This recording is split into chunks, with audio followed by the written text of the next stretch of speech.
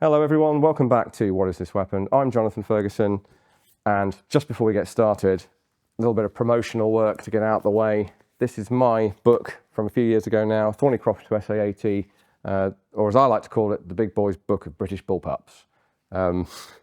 Lots of information about that on the Headstamp website, if you don't already know about it.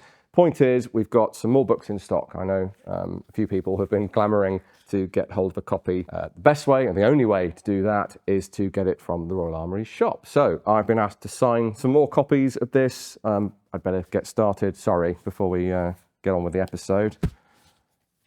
Don't seem to have a pen. Oh. This one's got a museum number on it. That's curious. We're not a museum of pens. Wait a minute. Let's investigate this. Well, it's definitely got an ink nib, as it were, a biro end on it. Being as it has a number on it, I better keep it pointed in a safe direction. Oh, reminds me of the old service issue ballpoint. I remember every agent would carry a pen that looked just like this. Completely innocent to the untrained eye, but click it twice. And a suspiciously short-looking ink refill there. And an almost imperceptible join. Yep, sure enough. Can't pick anything up around here without it being a gun. Needless to say, I did in fact know that this was a pen gun. I'm not waving it around irresponsibly. This is one of our better pen guns. We have at least a dozen of these things. People keep coming back and reinventing, or maybe copying each other, on this idea of a concealed pen-shaped gun. It makes a lot of sense in some ways. Maybe we'll show you some of the others in due course. This is one of the better ones, as I say. So a bit of gold plate on there. Rather an expensive thing. The piece I'm holding here, we'll try to show you this, is actually rifled. That's pretty uncommon for these things. Given that this is, well, so they're typically chambered for, well, typically 22 or 22 caliber, and I guess if they're smoothbore, you don't really need to worry about which cartridge type you're chambering, whether it's 22 short, 22 long rifle, or something else. As long as it's rim fire, you can just slot it down the barrel and it will fire with the mechanism in the back. By making this thing rifled, you are effectively specifying, well, I guess you can still shoot whatever you like. It'll just be a big lead before the bullet, a gap that the bullet has to jump to engage the rifling. Not ideal. This would appear to be chambered, as you might logically expect, in 22 long rifle. There is a defined chamber in there. Again, we'll try to show you that on camera. If it doesn't show up, trust me, that's what it looks like in here. It's a bit too small for a bore scope. So we've got our ink bit, we've got our barrel, and let's not forget that the firearm at its simplest is simply a steel tube, but it has to be closed at one end and have some sort of ignition system, and that's what the back end is. So this has a bit of a Parker-esque arrow-shaped pocket clip there, but I might show you one more in a moment that's even more so. Now the way this is, what we can definitely show you, I think, down inside the back end of this pen gun is an off-center firing pin. It's protruding from the breech face as you look at it there. We'll punch in and get some light in there and show you that. So somehow that is being withdrawn and then released.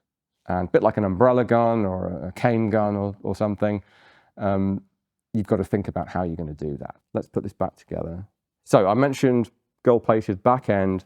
The rest of this is really quite nicely blued. There's a little patch of hitting there where a little bit of rust has formed and been removed before we've acquired this. So when you screw that back together, you really can't see the join very, very easily at all. Oh, and I should actually just confirm for you, we have an inert 2.2 cartridge here. So the standard, one of the most ubiquitous cartridges in the world, of course, 2.2 or 22 long rifle. rim fire, so no cap in the base, crushes the rim to fire. In fact, this being an inert, you can see that the rim is in fact dented in where a firing pin has crushed it previously. There's a hole in the case just to verify, as our inerts typically have. So very simply, you take your barrel portion. This is not something you want to do in front of Blofeld or even his cat. Drop that in there. You see the rim protrudes. Mechanism screws down over the top. And you are loaded, ready to go once that's cinched up. And then the firing pin will strike the rim and do the business. But we will take that back out because I don't want to damage this inert cartridge any more than it already is. Put that to one side. So how does this actually fire? Well, screw it back together. So let's assume, now I suppose the instant drawback, if you're immediately thinking of the applications of this, is it James Bond, is it SOE, OSS? Well, there is some interesting mileage there in Special Operations Executive and the Office of Strategic Services in the Second World War, something we will return to at some point, of adjacent type designs, but not this, as far as I know, not this very pen-like version. That's unique to, shall we say, novelty items. Is by far the most common use of these things. Lots of them made Dara Adam Khail, Pakistan, what we used to call the Northwest Frontier, Pakistan, Afghanistan border. They tend to be, dare I say, less high quality than this. They're made at a lower price point, put it that way. Now, in terms of that practicality of who would use this and why, if you were going to use it, the big problem with these, with the screw-on, or well, it doesn't matter actually if it's screw-on. Screw-on just makes it harder to take off quickly. Anything with a barrel obstruction in it, if you're trying to be all covert about it, you pull this straight out of your pocket and fire it, it's going to blow up. Or at least blow this, like shear the threads and blow the end off. There's going to be enough seal there, if this is screwed down, I dare say, to blow the thing up. I'm not quite sure what the outcome would be. We're not going to try it. So what you'd have to do is, prior to some meeting where you think you might have to defend yourself with a concealed weapon, you would have to unscrew and remove this, because otherwise you have that barrel blockage.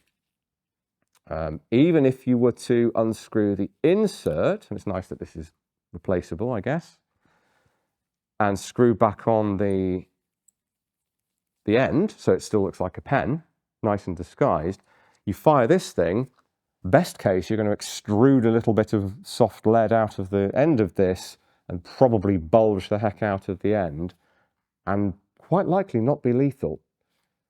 Again, don't want to put that to the test. So realistically, with anything like this, you need to remove what's literally a barrel obstruction. So you'd have to have it, you could still have it concealed in your pocket, take it out, no one's going to notice necessarily it doesn't have an end on it. But then how do you fire it? Now, this is where this one falls down a little bit for me. So the only way to fire this is grasp it very firmly, and there isn't much to get hold of, pull back the rear end and let it fly. So that has to fly back, and with a bit of practice, I'm sure you could get it, but I wouldn't want to trust my life to giving this thing full travel. It'd be very easy to misfire this. Well, again, can't really test it out. This is a one-off, bit too important to risk, but compared to some of them, that's a not optimum way to fire it, let's put it that way. I'm sure it would work. So, on that note, I have one other that I'm going to show you, but let's finish off with this piece. So this would be, I think, 1980s, something like that. It came with this thing. Cigar case, perhaps, but you probably tell from my smirk that it's absolutely not a cigar case. This is, in fact, and the other reason that this one has gone for a threaded end rather than just a push on or push in insert is that this screws into here, and you definitely have to wait for the Smersh operative to maybe distract him with something else. But you screw that in there, what you've now got is a formally concealed or disguised weapon with what must be a relatively effective, I dare say, sound suppressor, which is what this is. This is machined from brass, and rather like the well rod,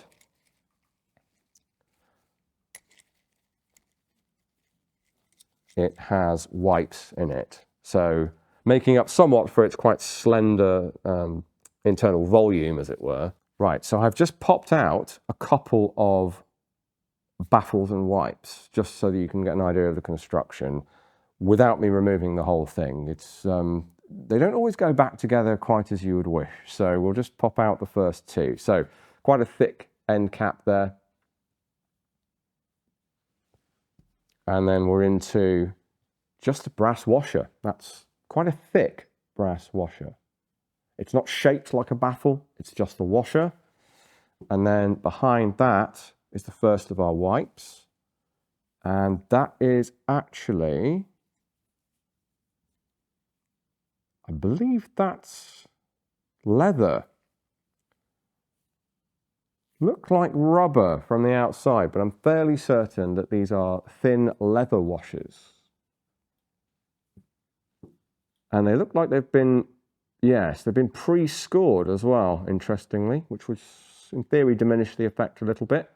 But then there's definitely been a few bullets have come through this thing. So end cap, washer, wipe, and then it appears to be the same all the way down. Yep, so another identical brass washer, and then another leather wipe there, which is significantly more bulged out there, interestingly. I guess the pressure's greater the further back you go. So there we go. Quite a simple construction, very minimal volume actually. Without these being shaped as proper baffles, you're reducing the suppressor volume. Then again, it's relatively long. Yeah, it's not going to be the most, it's not going to be like a high standard HDM or even a 32 well rod, something like that. I dare say it'll be a little bit poppier than those. So this might be the only pen gun I've ever seen with an optional sound suppressor. Now, this was, as it says on the label here, from Holt, friend of the Armouries, who purchased a number of things from Nick Holt over the years. This was purchased in 2005 by us. So maybe this is 90s, something to double check on for some on-screen correction perhaps, but either 1980s or 1990s in vintage, with no particular application in mind other than just being really cool, I suspect. Now, I said I'd show you one other, and here it is. So I think this is the first pen gun I looked at when I joined the collection, joined the museum and first explored the collection. Much more Parker-like, I think you'll agree. Sort of brushed steel finish to it with a good approximation there of the Parker arrow in gold. Lacking an end. So this was purchased through Law Enforcement International 2011. So there was it was a sort of effectively a product that was on the market. I don't know if they ever came with something in the end to complete the disguise, as it were. But again, sitting in your pocket, there's no way you would realise that this is indeed another firearm. Similarly to the Wilson piece, we unscrew and we have another almost invisible join, really well engineered bit of kit. And this is far less obvious, but this is also rifled. A bit more shallowly rifled, but it is rifled. Typically pen guns, we don't bother with that. And again, in there is a breech face with an offset firing pin, but it's a firing pin aperture that we can see, not a firing pin protruding. So this has a mechanism to actually fire it. And this might be my favorite of our pen guns for that reason, because now we've seen that it's clear, obviously, so if my hand is in the way, don't panic. Two ways to use this, well, three ways actually. Many years ago, we did have a reason to test fire this one, and I was able to fire it. And the way we worked out to fire it safely was like this. So very firm grip, very close to the target, of course. You squeeze the front and rear halves together, and that click you hear is the firing pin being drawn back and released. In other words, it works just like a real pen. Which means one way to fire it would be to sort of bring it overhand and squeeze the grip and look where you're shooting. That would be a very quick and covert way to fire it. Or something that occurred to me at one point, and probably to others as well, is you simply grasp the rear and you would use it as a sort of functionally infinitely long knife blade. In other words, you would stab the target and it would go off with the muzzle up against them, which would act a little bit like a very weak sound suppressor. I once saw him kill 3 men in a bar with a belt. We don't know. So the few that are out there that would have been used in anger, I don't think we know exactly how those, well, those are typically designed with some sort of button release or catch. So you're pointing where you're shooting and you're flicking the catch or pressing the button. And that makes the whole thing much bulkier with an obvious lump or bump on there that would make people go, not sure that's a pen. They're more about being very small and easy to conceal. These two guys are all about looking as much like pens as possible. And that's why I think they're extremely cool and wanted to show them to you today. And I'm sure some of you are thinking it, but I guess this also goes to prove that sometimes the pen really is mightier than the sword. Thanks for watching, as ever. And as ever, we do have our 3 museum buildings that you can come and visit if you're in the UK or able to visit those. All of them are worth a look. Speaking of which, this little guy is our new lapel pin or brooch, for however you care to wear it, which is our Sexton self-propelled gun, which you can see in person in the metal down at Fort Nelson, which is our artillery museum.